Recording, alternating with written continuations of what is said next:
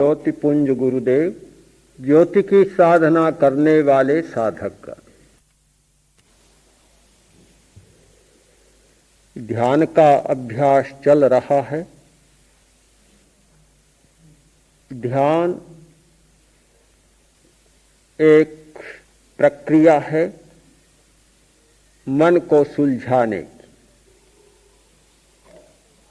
मन पर जमे मेल के प्रक्षालन की। शोधन बहुत महत्वपूर्ण होता है। भोजन करते हैं उसका महत्व है। वह तभी जब ठीक शोधन होता रहे। यदि शोधन न हो, भोजन करते जाएं, कितना महत्व होता है भोजन का पता चलेगा। स्वयं अरुचि होगी, चाहेंगे कि न खाएं। चिकित्सक भी मना करेगा कि भोजन बंद करो। शक्ति और स्वास्थ्य दो परस्पर जुड़े हुए हैं। मनुष्य शक्ति संपन्न होता है तो स्वास्थ्य अच्छा होता है। स्वास्थ्य अच्छा होता है तो शक्ति बढ़ती जाती। दोनों का परस्पर संबंध है। एक से काम पूरा नहीं होता। शक्ति आती है शोधन के द्वारा। स्वास्थ्य उपलब्ध होता है शोधन के द्वारा।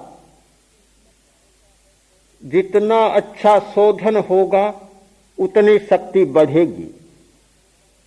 प्राकृतिक वस्तुएं मिलती हैं, अशुद्ध होती हैं। जब तक उनका शोधन नहीं होता, उनका सही मूल्य नहीं हो सकता। जितने खनिज और खनिज धातुएं हमारे सामने आती हैं, उनका मूल्य तब बढ़ता है जब उनका शोधन हो चुका होता है। शोधन और पोषण की प्रक्रिया दोनों साथ साथ चलती हैं, तब सारे कार्य संपन्न होते हैं। ध्यान शोधन की प्रक्रिया है और पोषण की भी प्रक्रिया है। इसीलिए ये हमारी शिक्षा का एक अनिवार्य अंग है। शिक्षा की समस्याएं तब तक समाहित नहीं हो सकती जब तक उसके साथ अध्यात्म विद्या नहीं जुड़ेगी, ध्यान का प्रशिक्षण नहीं जुड़ेगा। हमारी जो चालू शिक्षा है उसमें शरीर के लिए बहुत व्यवस्था है। रोटी चाहिए, उसके लिए व्यवस्था है। कपड़ा चाहिए, उसका ज्ञान भी कराया जाता है। और पदार्थ चाहिए, उनके लिए भी सारी व्यवस्था है। शरीर को सुविधा देने की पूरी व्यवस्था की गई है, किंतु शरीर के साथ जुड़ा हुआ है हमारा मन। मन के प्रति काफी उपेक्षा भी बरती गई है। हम लोग प्राय स्थूल बुद्धि से काम लेते। हमारी सूक्ष्म बुद्धि काम भी नहीं करती, और इसलिए नहीं करती कि हम शरीर को केंद्र में मानकर चल रहे हैं।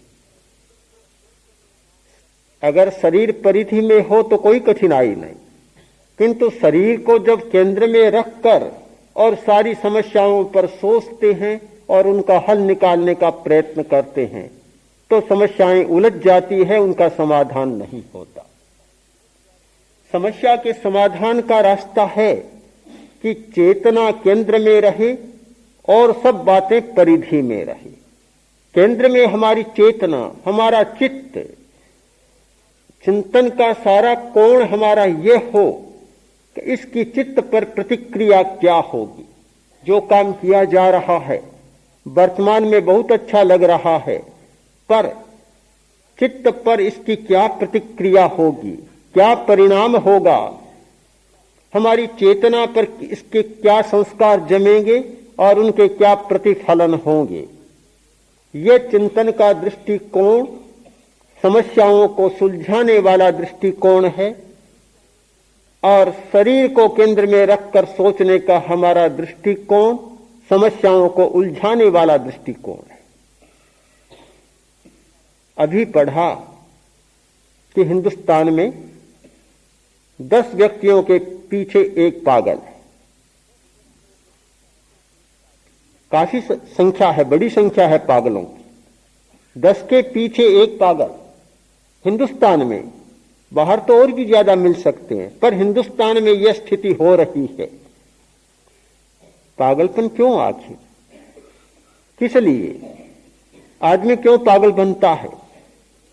यह तो शायद पूरे पागलों की संख्या है। अधूरे पागलों की संख्या करें तो प्रतिशत और बहुत बढ़ जाएगा। ये तो 100% पागल हो गए हैं जो अपना पूरा नियंत्रण खो चुके हैं, मस्तिष्क का पूरा संतुलन जिनका बिगड़ चुका है और जो ऐसा व्यवहार करते हैं जो सामान्य आदमी नहीं करता, तो वे पूरे पागल। और उन पूरे पागलों की संख्या है, अगर अधूरे पागलों की संख्या की जाए तो 10% नहीं, 10 में 1 नहीं, शायद 10 में 5 तो कम से कम मिलेंगे, मिल जाए 7-8 भी। ये स्थिति क्यों बन रही है कि हमने मन की समस्याओं को गौण कर दिया।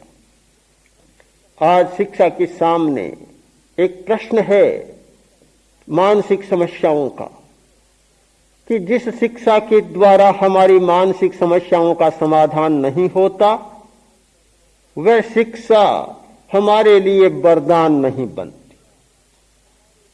केवल हमें पदार्थ मिल जाए, केवल मौलिक आवश्यकताओं की पूर्ति हो जाए, मानसिक विकास हो जाए, बौद्धिक विकास हो जाए, पर्याप्त नहीं है। मानसिक विकास होना एक बात है और मानसिक समस्याओं का समाधान कर पाना दूसरी बात है। मानसिक विकास होता है, स्मृति बढ़ती है, चिंतन की शक्ति बढ़ती है, कल्पना की शक्ति बढ़ती है। एक अनपढ़ आदमी जितना चिंतन नहीं कर सकता, पढ़ा लिखा आदमी बहुत अच्छे ढंग से उतना चिंतन कर सकता। एक अनपढ़ आदमी जो परिकल्पना नहीं कर सकता, योजना नहीं बना सकता, एक शिक्षित व्यक्ति कर सकता है।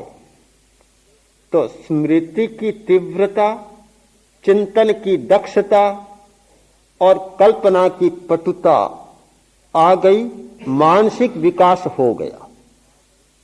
दूसरा पहलू भी आप देखें इसका कि जितना मानसिक विकास होता है उतनी मानसिक उलझने बढ़ती है।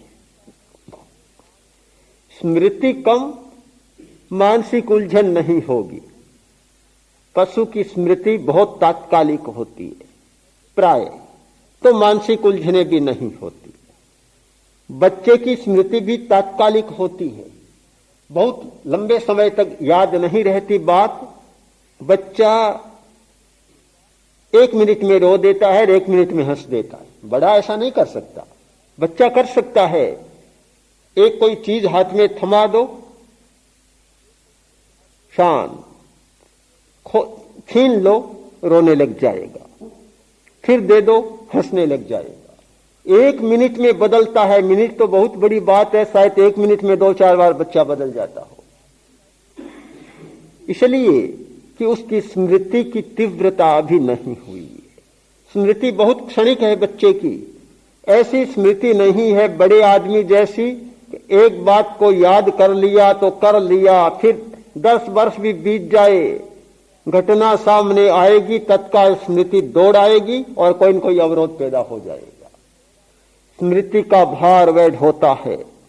स्मृति से दुखी वह बनता है जिसकी स्मृति बहुत तीव्र बन जाती है। तो स्मृति जहां मानसिक विकास है, वहां स्मृति बहुत सारी समस्याओं को पैदा करने का निमित्त भी है, एक बहुत बड़ा कारण है। चिंतन विकास है, चिंतन समस्याएं पैदा करने वाला भी है। न जाने हमारी कितनी समस्याएं चिंतन के द्वारा ही पैदा हो रही है। यदि अचिंतन की बात हो तो समस्या नहीं होती। चिंतन इतना होता है कि वह सोचना ही स्वयं समस्या बन जाता है, और सोचना स्वयं समस्या पैदा करने लग जाता है। सोचता चला जाता है आदमी, सोचता चला जाता है, कहीं निष्कर्ष पर नहीं पहुंचता। कल्पना जहां मानसिक विकास है, वहां बहुत बड़े संकटों का कारण भी है हमारी कल्पना। और मुझे तो लगता है एक कल्पना का संयम हो जाए तो शायद बहुत सारी मानसिक समस्याएं सुलझ जाए। कल्पना के द्वारा बहुत उलझती है, यथार्थ तक पहुंच नहीं पाते।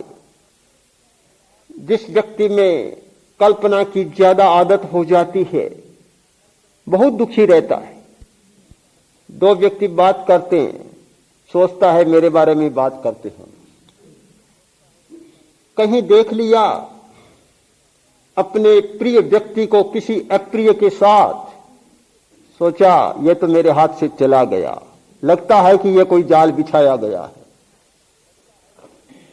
एक सामान्य बात कोई दूसरा व्यक्ति कह दे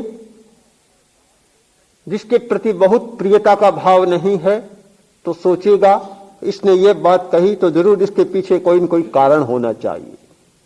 किसी दूसरे द्वारा प्रेरित तो नहीं है, किसी ने सिखाया है इसलिए ऐसा कह रहा है। न जाने कितना बड़ा एक जगत हमारे सामने आता है। कल्पना इतनी भयंकर होती है और व्यक्ति को बहुत सताती है, बहुत सताती है ये कल्पना। काल्पनिक समस्याएं ही ज्यादा जटिल भी होती है। यदि वास्तविक समस्या हो तो सुलझने में बहुत समय नहीं लगेगा, किंतु हमारी समस्या ही जब काल्पनिक बन जाती है तो फिर सुलझने का रास्ता भी जटिल हो जाता है। एक घटना सुनी होगी, यात्रा हो रही थी, यात्रा रेल की, बहुत यात्री बैठे थे, गाड़ी तेजी से चल रही थी। एक आदमी खड़ा हुआ और डिब्बे में जो खिड़की थी, खिड़की को खोला, आकर बैठा। दूसरा उठा, जाकर खिड़की को बंद कर दी। वह फिर खड़ा हुआ, ये तो मेरा अपमान है, मैंने खिड़की खोली और उसने बंद कर दी, ये कैसे हो सकता है। वह बैठा और वह उठा, उसने फिर खोल दिया, तो फिर वह कैसे चुप रहने वाला था। तो वह बैठा, तो फिर उसकी बारी आई, उसने जाकर फिर बंद कर दिया। एक ऐसा नाटक शुरू हो गया, यात्रियों के लिए तो अच्छा खासा मनोरंजन हो गया। सचमुच नाटक खेला जा रहा है, खिड़की खुल रही है, खिड़की बंद हो रही है, लोग सारे तंग हो गए।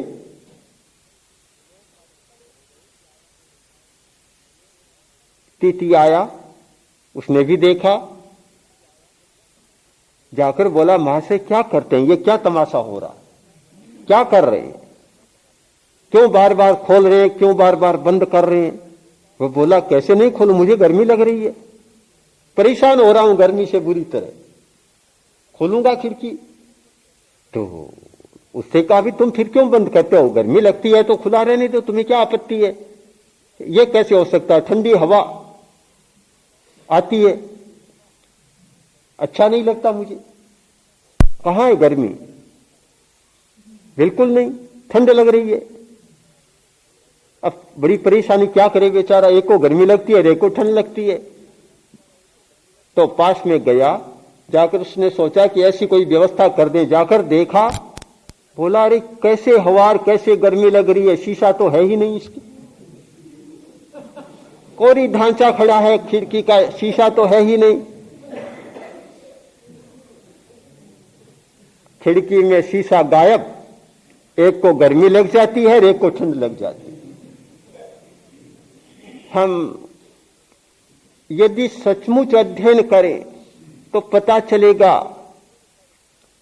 कि हमारी 70% समस्याएं काल्पनिक होती हैं, चाहे पारिवारिक हो, चाहे किसी संस्थागत हो, और चाहे राष्ट्रगत हो, चाहे अंतर्राष्ट्रीय हो। अधिकांश कल्पनाएं हमारी जो यथार्थ नहीं होती और वे समस्याएं बन जाती हैं। वास्तविक समस्याएं बहुत थोड़ी होती हैं। संबंधों में हम देखें, पिता के मन में पुत्र के प्रति कल्पनाएं ज्यादा काम करती है। अच्छा मानता है, बुरा मानता है, उनके पीछे कल्पना का बहुत बड़ा हाथ होता है।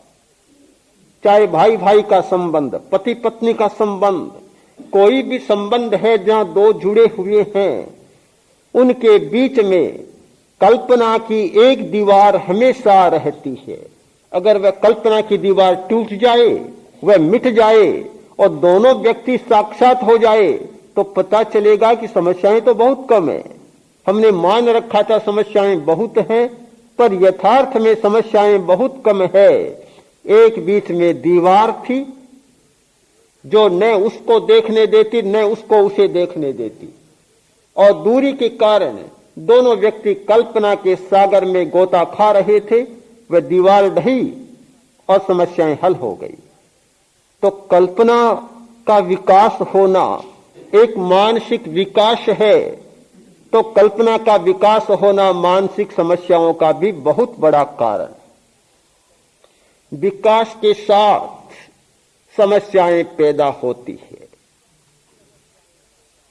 आग के साथ जैसे धुआं पैदा होता है, रोका नहीं जा सकता, होता है, अनिवार्यता है। तो वे समस्याएं जो पैदा होती है, उन समस्याओं से निपटने के लिए हमारी लौकिक शिक्षा में कोई व्यवस्था नहीं। यह शिक्षा का एक एकांगीपन है, वह सर्वांगीण नहीं है। यदि सर्वांगीण होती तो अध्यात्म की शिक्षा, ध्यान की शिक्षा उससे पृथक नहीं होती।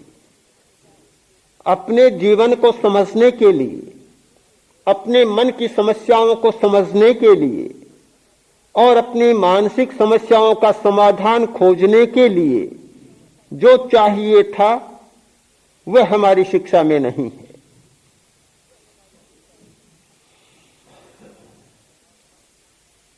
समस्याओं का समाधान होता है परिवर्तन के द्वारा।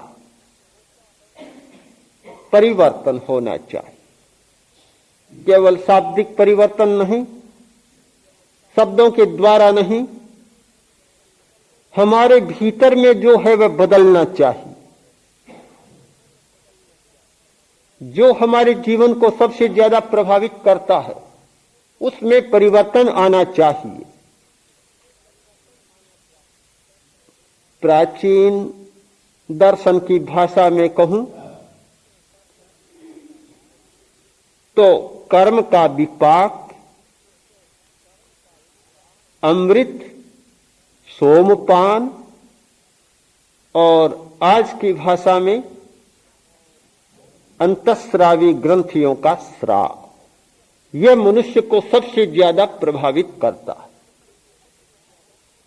कर्म का जब जब विपाक जिस जिस क्षण में आता है और व्यक्ति को प्रभावित करता है, इसीलिए कोई आदमी एक जैसा नहीं होता। पत्थर का टुकड़ा एक जैसा मिल सकता है। ये चश्मे का घर है, यह एक जैसा मिल सकता है और लंबे समय तक भी मिल सकता है, पर कोई भी चेतन प्राणी और विशेषतः मनुष्य एक जैसा नहीं मिलता। प्रातः काल में जैसा मनुष्य का चित्र था, अब 3:30 बज रहे हैं। इस अवधि में हजारों मनुष्य पैदा हो गए। एक मनुष्य में हजारों मनुष्य पैदा हो गए। न प्रजनन की जरूरत, न माता पिता की जरूरत और न कृत्रिम गर्भाधान की जरूरत। एक आदमी में हजारों आदमी एक दिन में पैदा हो जाते हैं। जिस व्यक्ति को सूर्योदय के समय देखा, उस व्यक्ति का यदि फोटो लिया, 2 मिनट के बाद उसी व्यक्ति को देखा जाए और उसका फोटो लिया जाए, पता चलेगा कि यह तो बिल्कुल दूसरा आदमी। इतना भीतर में बदल रहा है कि चेतन के लिए कोई नियंत्रण नहीं किया जा सकता, कोई नियम नहीं बनाया जा सकता। विज्ञान ने पदार्थ जगत के लिए बहुत सारे नियम खोजे हैं और बनाए हैं, किंतु प्राणी जगत के लिए उनके नियम काम नहीं दे रहे। जाते जाते छलांग हो जाती है, जाते जाते इतना बड़ा परिवर्तन होता है कि प्राणी की एक रूपता की व्याख्या नहीं की जा सकती। यही तो मनुष्य की स्वतंत्रता है, यही तो प्राणी की स्वतंत्रता है कि वह जड़ नहीं जो किसी कोई ढेला फेंका जाए तो ऊपर चला जाए और वापस नीचे गिर जाए, नीचे गिरे तो पड़ा रहे। मनुष्य जड़ नहीं है। जड़ का नियम एक होता है, चेतन का नियम दूसरा होता है। चेतन में स्वतंत्र अस्तित्व होता है, उसकी स्वतंत्र सत्ता होती है और उसकी अपनी स्वतंत्रता होती है, और वह अपनी स्वतंत्रता का उपयोग करता है। जब अपनी स्वतंत्रता का उपयोग करता है, उस समय कोई उसके लिए सार्वभौम नियम काम नहीं देता। जो सर्वथा परतंत्र हैं, जिनमें अपनी क्षमता नहीं, अपनी स्वतंत्रता नहीं, उन्हें नियम के द्वारा बांधा जा सकता है और उनके लिए कोई सार्वभौम नियम बन सकता है। किंतु स्वतंत्रता से परिवर्तित होने वाले मनुष्य के लिए या प्राणी के लिए कोई सार्वभौम नियम नहीं बन सकता। मनुष्य की अपनी स्वतंत्रता है और उस स्वतंत्रता को उभारना, उसे विकसित करना, यह ध्यान की शिक्षा का मुख्य तत्व है। ध्यान करने का मतलब केवल आंखें बंद कर बैठ जाना नहीं है, केवल कुछ क्षणों के लिए विश्राम दे देना नहीं है, केवल मानसिक भार को कम कर देना मात्र नहीं है। ये सारी बातें होती है, पर ये सारे मुख्य लक्ष्य नहीं है।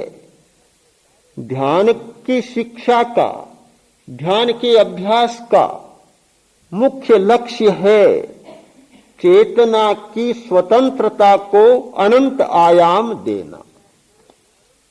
इतना बड़ा आयाम देना कि हमारी जो स्वतंत्रता है उसके सारे बंधन टूट जाएं और पूरी स्वतंत्रता अपने पूरे रूप में विकास पा सके। यह है ध्यान की शिक्षा का उद्देश्य। उसके लिए हमें अपने श्रावों पर अनुशासन करना बहुत जरूरी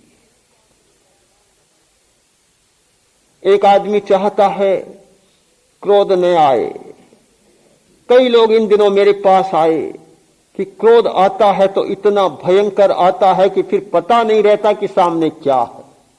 चाहे परिवार के आदमी हो, चाहे माता पिता हो, चाहे दूसरे कोई संबंधी हो, जिस क्षण गुस्सा आता है सारा भान भूल जाता हूं, कुछ भी नहीं होता, क्या करूं।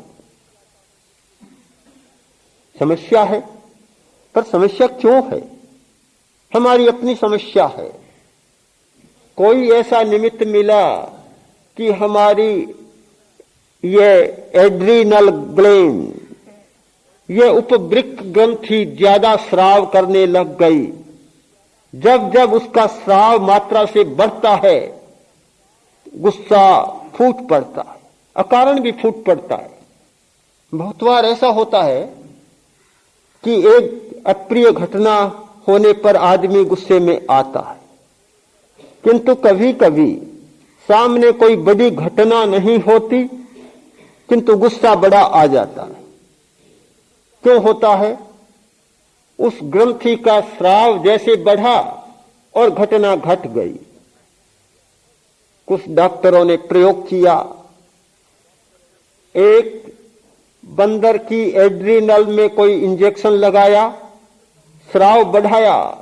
जैसे ही एड्रिनल का स्राव बढ़ा, बंदर गुस्से में लाल पीला हो गया, भयंकर गुस्सा।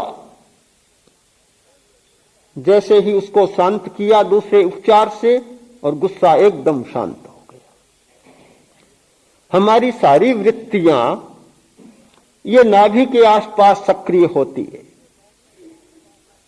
यह एक ऐसा स्थान है पेट का जो पाचन का भी स्थान है, भोजन को पचाने का, प्राण शक्ति बनाने का, शक्ति पैदा करने का स्थान है। तो साथ साथ में भय, वासना, क्रोध, अहंकार, लोभ, निंदा, ईर्ष्या, इन सब को पचाने का भी यही स्थान है, सबको पैदा करने का भी यही स्थान है। यदि पेट ठीक हो जाए तो दोनों बातें ठीक हो जाए। पेट ठीक होता है तो स्वास्थ्य भी ठीक होगा, और पेट ठीक होता है तो गुस्सा भी ठीक होगा। दोनों स्वास्थ्य जुड़े हुए हैं, शरीर का स्वास्थ्य और मन का स्वास्थ्य। शरीर के स्वास्थ्य का भी मुख्य संबंध है हमारे पेट से, और मन के स्वास्थ्य का भी मुख्य संबंध है हमारे पेट से। यदि पेट वास्तव में ठीक रहे तो दोनों बातें ठीक हो जाती है। तात्पर्य आप समझे कि पेट को ठीक करने का मतलब भोजन को ठीक करना। भोजन ठीक नहीं है तो पेट ठीक नहीं है, और पेट ठीक नहीं है तो स्वास्थ्य ठीक नहीं है, और पेट ठीक नहीं है तो मन की स्थिति भी ठीक नहीं। समाधान खोजें तो अपने स्रावों में खोजना होता है। जैन आचार्यों ने इस समाधान को खोजा और उन्होंने विस्तार के साथ कर्म विपाक का वर्णन किया। इतना बड़ा वर्णन भारतीय साहित्य में क्या, विश्व साहित्य में भी नहीं मिलता। बहुत बड़ा विवेचन किया है कर्म विपाक का। यह कर्म विपाक आज की विज्ञान की भाषा में अंतःस्रावी ग्रंथियों का स्राव है। रसायन कर्म का अनुभाव बंद यानी रस बंद, कर्म का जो रस आता है बाहर और वह हमारी चेतना को प्रभावित करता है, वह रस आता है ग्रंथियों के माध्यम से। हठ योग ने इसे अमृत कहा गोरक्ष पद्धति में, हठ योग के अन्य ग्रंथों में यह श्राव की बहुत चर्चा मिलती है। अमृत पान की चर्चा मिलती है, सोम रस के पान की चर्चा मिलती है। यह सोम पान क्या है? हमारे मस्तिष्क से होने वाला श्राव। तालु के सीध में अमृत का श्राव होता है, गोरक्ष पद्धति का एक उल्लेख है। यह श्राव पिनियल का श्राव है, पिट्यूटरी का श्राव है, जो तालु की समरेखा में ये दोनों प्रकार के श्राव होते हैं और वे श्राव हमें प्रभावित करते हैं। आज का शरीर विज्ञानी बतलाएगा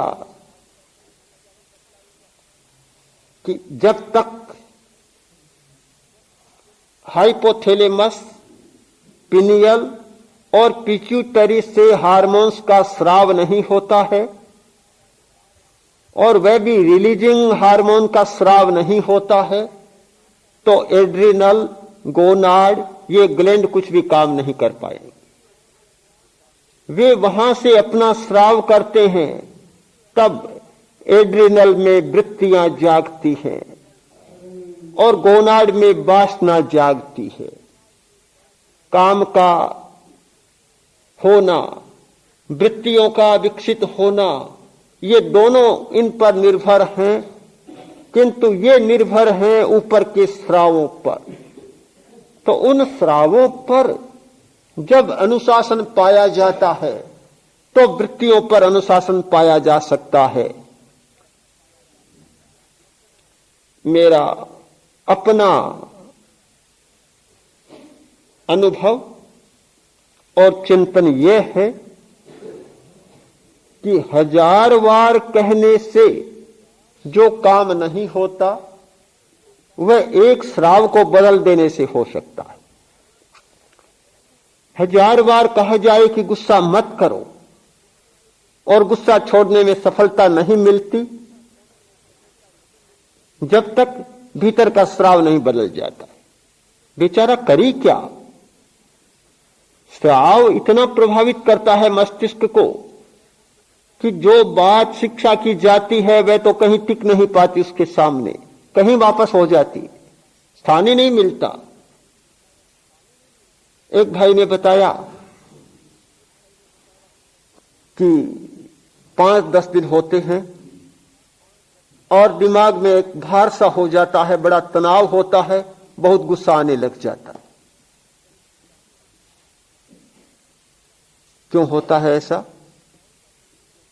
कि भीतर के स्रावों का संतुलन नहीं है, हमारी ग्रंथियों के स्राव का संतुलन बिगड़ा हुआ है। किन्हीं वृत्तियों के कारण यदि बार बार आपका ध्यान पेट पर, पेडू पर और पेट के नाभि के नीचे के भाग पर बार बार जाएगा तो ग्रंथियों का संतुलन बिगड़ जाएगा। आज के डॉक्टर, आज के वैज्ञानिक इस बात को स्वीकार कर चुके हैं कि अच्छे और बुरे विचार के द्वारा ग्रंथियों के स्रावों में असंतुलन पैदा होता है। बुरे विचार होते हैं तो संतुलन बिगड़ जाता है, अच्छे विचार होते हैं तो भी संतुलन नहीं रहता किंतु हानि नहीं होती। बुरे विचारों से स्राव बिल्कुल दूसरे प्रकार के होंगे। ज्यादा डर लगता है तो ज्यादा डर लगने से ये जो हमारा सेंट्रल नर्वस सिस्टम है बिल्कुल असंतुलित हो जाता है। क्रोध की मात्रा ज्यादा होती है तो सारा ये ग्रंथि तंत्र अस्त व्यस्त हो जाता है, मस्तिष्क के स्नायु भी अस्त व्यस्त हो जाते। तो इनका संबंध जुड़ा हुआ है विचारों के साथ कि बुरा विचार न आए। बुरे विचार को छोड़ना कोई धर्म की ही बात नहीं है, बुरे विचार को छोड़ना कोई अध्यात्म की बात ही नहीं है। बुरे विचार को छोड़ना अपने स्वास्थ्य की भी बात है। जैन आचार्यों ने इस पर बहुत विचार किया और उन्होंने एक कारण बतलाया कि हृदय का अवरोध क्यों होता है, हार्ट की बीमारी ज्यादा क्यों होती है, जितनी हार्ट ट्रबल होती है ज्यादा क्यों होती है, उसका कारण बतलाया। तो उसमें मुख्य कारण यह बतलाया कि मानसिक उपघात के द्वारा हृदय की बीमारियां पैदा होती। मानसिक क्षोभ जितना ज्यादा होता है, मानसिक आघात जितना ज्यादा होता है, हृदय पर ज्यादा दबाव पड़ता है। हृदय अपना काम करने से नहीं थकता किंतु मानसिक दबाव उस पर इतना भार डालता है कि हृदय बेचारा बैठ जाता है। बुरे विचार प्रभावित करते हैं। जिस प्रकार का हमारा विचार होता है उस प्रकार के परमाणुओं का हम आकर्षण करते हैं। बुरा विचार होता है तो बुरे विचार के परमाणु आते हैं, अच्छा विचार होता है तो अच्छे प्रकार के परमाणु आते हैं, और बुरे प्रकार के परमाणु आते हैं वे सबसे पहले हृदय पर आघात पहुंचाते हैं, चोट पहुंचाते हैं, हृदय बैठ जाता। तो बुरे विचारों को बदलना और अच्छे विचार लाना बहुत अच्छी बात है। प्रश्न तो फिर वही रहा कि हम चाहते हैं कि बुरे विचार छूटे, हम चाहते हैं कि अच्छे विचार आए, पर कैसे आए? प्रश्न तो है आए कैसे। दुनिया में सबसे बड़ा प्रश्न है कैसे का। क्या है, क्यों है, इसकी चर्चा तो बहुत मिलती है हमारे शाब्दिक जगत में, किंतु कैसे हो इसकी चर्चा शाब्दिक जगत में कम है, अनुभव के जगत में ज्यादा है। उसका उपाय है, बदलने का उपाय, श्राव को बदलने का उपाय, बहुत सीधा सा उपाय। दीर्घ श्वास का प्रयोग शुरू किया, श्राव बदलने लग जाएगा।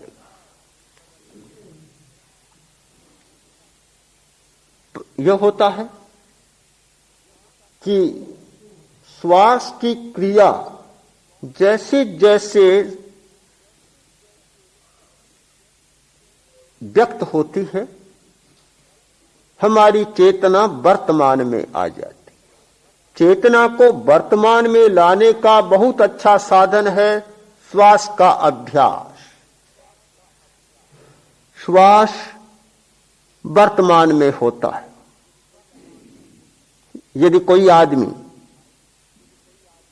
आए और पीछे से आकर नाक बंद कर दे किसी को, और वह कहता है भले आदमी मेरे नाक को क्यों बंद करते हो, श्वास लेने में मुसीबत हो रही है, छोड़ो। अरे भले आदमी 2 मिनट पहले श्वास ले रहा था, 1 मिनट पहले श्वास ले रहा था, अब क्या है न लो तो क्या यह तर्क चल सकता है? तर्क काम का नहीं, क्योंकि श्वास सदा वर्तमान का होता है। भोजन 2 घंटा पहले किया, अभी आपको भूख नहीं लग रही है। 2 घंटा पहले तो किया था, 1 घंटा पहले किया था, भूख नहीं लग रही है, क्योंकि भोजन का प्रभाव अभी बचा हुआ है। वो अतीत का भोजन भी काम देता है। और कुछ लोग इसलिए ज्यादा खा लेते हैं कि चलो फिर खाना नहीं पड़ेगा। चलते हैं, रास्ते जाते हैं, यात्रा करनी है तो सोचते हैं रास्ते में तो कैसा मिलेगा पता नहीं, अभी खूब खा लो जिसे एक दिन तो अच्छा निकल जाए। रेगिस्तानी ऊंट पानी का भी संग्रह कर लेते हैं। भोजन संग्रह की थैलियां होती है पशुओं के, और पानी के संग्रह की भी थैलियां होती है। तो भोजन तो अतीत का भी काम आता रहता है। पशु बहुत देर तक चबाते रहते हैं खाए हुए भोजन को, पर श्वास में यह तर्क नहीं चलता कि तूने 2 मिनट पहले तो श्वास लिया था, 2 मिनट पहले लिया वह गया, 1 मिनट पहले श्वास लिया वह चला गया। अभी वर्तमान के क्षण में श्वास चाहिए, और जिस क्षण में श्वास नहीं मिलता आदमी छटपटाने लग जाता है। श्वास वर्तमान का सबसे अच्छा प्रतिनिधित्व करने वाला तत्व है। जिसको वर्तमान में जीना है उसे श्वास को समझना ही पड़ेगा। जो श्वास का मूल्यांकन नहीं करता वह या तो अतीत में जीता है या भविष्य में जीता है, वर्तमान में नहीं जी सकता। वर्तमान में जीने का सबसे अच्छा सूत्र है श्वास। और जिस व्यक्ति ने श्वास को पकड़ा उसने अपनी चेतना को वर्तमान का आयाम दे दिया। उसकी चेतना वर्तमान में रहेगी, न अतीत की स्मृतियों में उलझेगी और न भविष्य की कल्पनाओं में उलझेगी, वर्तमान में ज्यादा से ज्यादा रह सकेगी। जिसकी चेतना वर्तमान में रहने लगी उस व्यक्ति ने अपने श्रावों पर नियंत्रण पाने की चाबी हाथ में ले। वह जब चाहे तब स्रावों को बदल सकता है। जब लगे कि वासना जागी, तत्काल दीर्घ श्वास का प्रयोग शुरू किया। पिनियल और पिट्यूटरी को वर्तमान की स्थिति में ला दिया। राग द्वेष मुक्त चेतना, न प्रियता का संवेदन न अप्रियता का संवेदन, केवल अपने अस्तित्व का अनुभव। स्थिति आई और तत्काल जो कुछ समस्या थी सुलझ गई। प्रत्येक वृत्ति के जागरण के समय, प्रत्येक कामना और वासना और तुच्छता की भावना, स्वार्थ की भावना जागने के समय यदि हम इन उपायों को प्रयोग में लाएं, दीर्घ श्वास, शरीर प्रेक्षा, चैतन्य केंद्र प्रेक्षा और विशेषतः नासाग्र, भ्रुकुटी और ललाट का मध्य भाग, इन पर चेतना को केंद्रित करें, सारे स्राव बदल जाते हैं। जो काम विचार नहीं कर सकते, वे काम हमारी वर्तमान की चेतना कर सकती है, चित्त कर सकता है।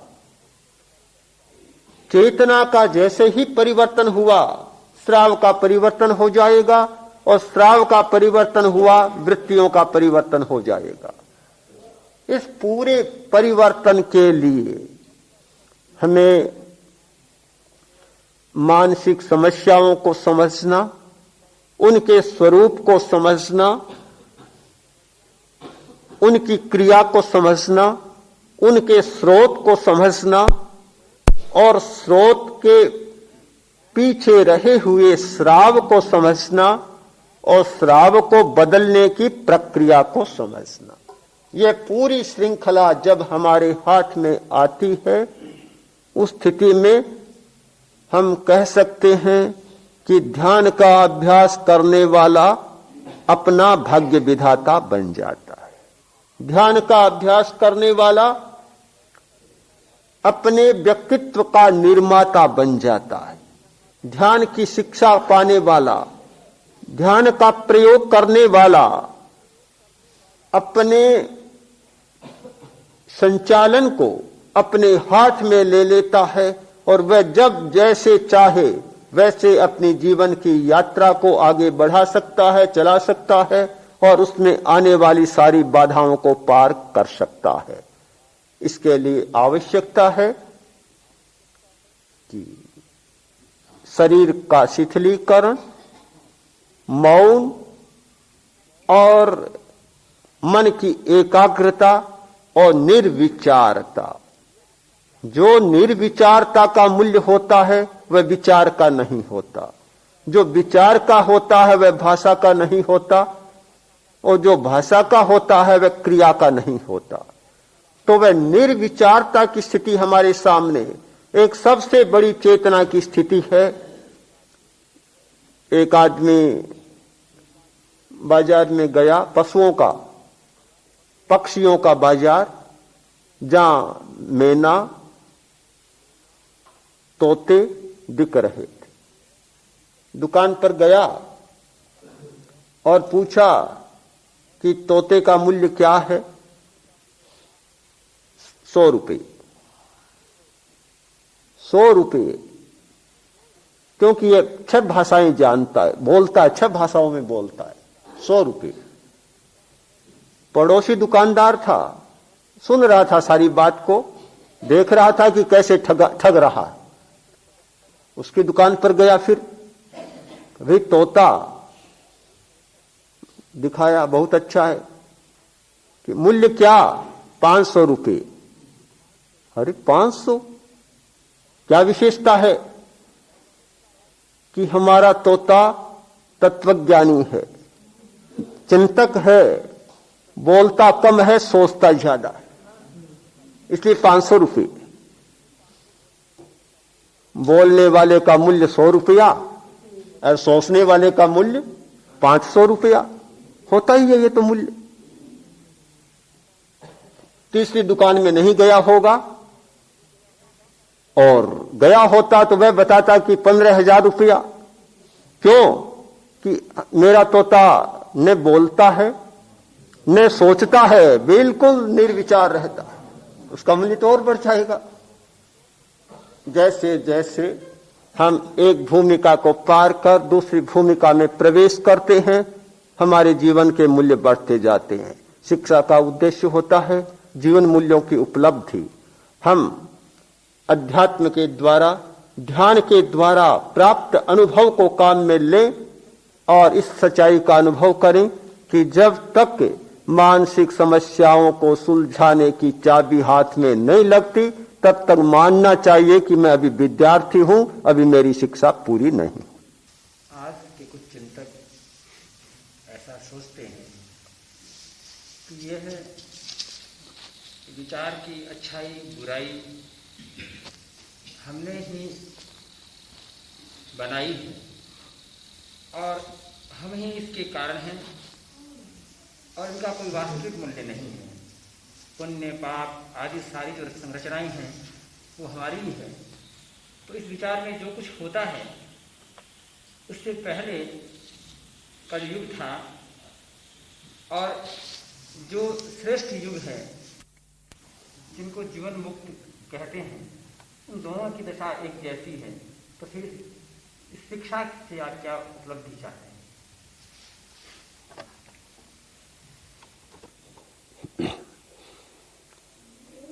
अच्छाई और बुराई हमारी कल्पना है, हमारी मान्यता है।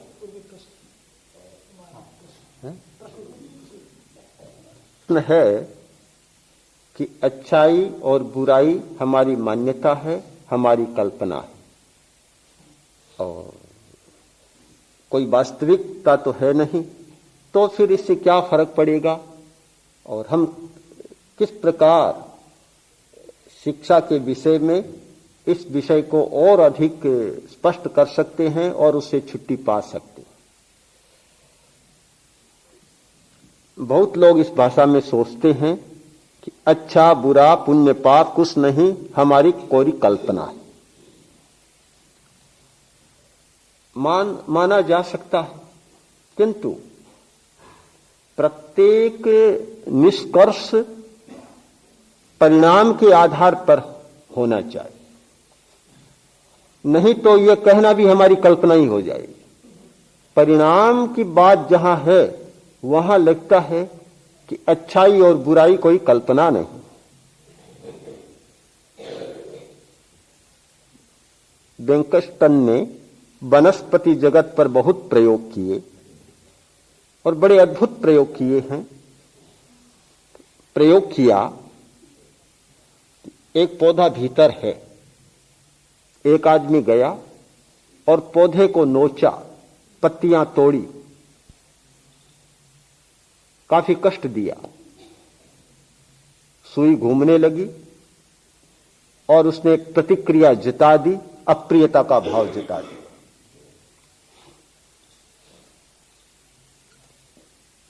वह आदमी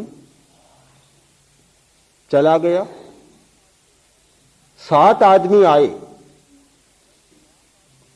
और 7 आदमियों में एक वह था। एक आदमी आया, पौधा शांत है, कोई प्रतिक्रिया नहीं जता रहा है, सुई शांत है। दूसरा आया, तीसरा आया, फिर भी कुछ नहीं। जैसे ही वह व्यक्ति आया जिसने पौधे को नोचा था और जो मन में पौधे के प्रति बुरी भावना कर रहा है, जैसे ही आया सुई कांपने लग गई और फिर ग्राफ उतरने लगा, प्रतिक्रिया सामने आने लगी।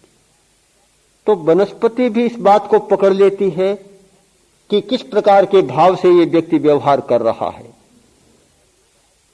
अनेक प्रयोग आज तो ऐसे स्पष्ट हो गए कि एक प्रयोग किया गया, 2 क्यारियां, एक में पौधे दूसरी में भी पौधे, दोनों को पानी छिड़का गया। पानी छिड़कने वाले अलग अलग, एक का पानी छिड़कने वाले अच्छी पवित्र भावना से भरे हुए और उनके मंगल की भावना करते हुए पानी छिड़क रहे थे। दूसरे लोग दूसरी क्यारी में बुरी भावना के साथ पानी छिड़क रहे थे। निष्कर्ष ये आया कि एक क्यारी के पौधे तो बहुत विकसित हुए और दूसरी के पौधे बिल्कुल मुरझाए कुम्हलाए से हुए, पूरे पनपे ही नहीं। यही कारण निकाला गया कि जहां तक रासायनिक तत्व का प्रश्न था कोई अंतर नहीं था, एक ही पानी दोनों पर छिड़का गया, किंतु एक मंगल भावना के साथ और एक खराब भावना के साथ पौधों में अंतर आ गया। तो वनस्पति भी अच्छाई बुराई को भावना की को पकड़ लेती है, तो हमारी यह कोई कल्पना की बात नहीं रहती। सचमुच जहां भी हमारी वृत्ति में जो अंतर आता है स्वयं पकड़ा जाता है। आज अपराधियों को पकड़ने की जो प्रक्रिया चली है, झूठ बोलता है कि नहीं पकड़ा जा सकता, यंत्र पकड़ लेते हैं कि झूठ बोलता है। आदमी से तो फिर भी आदमी बच जाता है, बच निकलता है, पर यंत्र से तो नहीं बच निकलता। वह तो यंत्र आखिर, आदमी को धोखा देना आसान है, यंत्र को धोखा देना बड़ा कठिन हो गया है। तो वे भी पकड़ लेते हैं कि किस प्रकार की वृत्ति भीतर में काम कर रही है। तो जो व्यक्ति हमारे भीतर में निरंतर चलने वाली वृत्तियों को जानता है, वह इस बात को अस्वीकार नहीं कर सकता कि कितनी बार वृत्तियों के कारण विचार अच्छे बनते हैं और कितनी बार बुरे बनते हैं। तो कुछ बातें हो सकती है सामाजिक मान्यताएं, जिनको अच्छा या बुरा समाज के स्तर पर माना गया, किंतु चित्त में होने वाली वृत्तियों का परिवर्तन है, वह कोई सामाजिक कल्पना नहीं, वह तो एक प्रकार से स्वाभाविक नियम है, प्राकृतिक नियम है। तो उसको हम केवल मान्यता पर आरोपित नहीं कर सकते, कल्पना पर नहीं, वह एक जीवन जगत की वास्तविकता है। क्या आसनों के द्वारा ग्रंथियों के स्राव बदले जा सकते हैं? आसनों का एक काम यह भी है, आसनों के और भी कई परिणाम होते हैं, किंतु ग्रंथियों को स्राव को बदलने के लिए भी आसनों का प्रयोग बहुत महत्वपूर्ण है। और इस पर काफी खोजें पहले भी हुई हैं, आज भी हो रही है कि किस आसन का किस ग्रंथि के साथ संबंध है और कौन सा आसन किस ग्रंथि के स्राव को नियंत्रित करता है। आसन के द्वारा, प्राणायाम के द्वारा, ये जितने साधना के प्रकार है उन सभी के द्वारा स्राव को बदलना संभव है। हाँ, अब अभी तक बहुत प्रयत्न होने पर भी कोई ऐसी औषधि नहीं निकली जो ग्रंथियों के स्राव को बदल सके। हाँ, क्या जो चिंतन रखा वह भी एक बुद्धि का ही खेल तो नहीं है।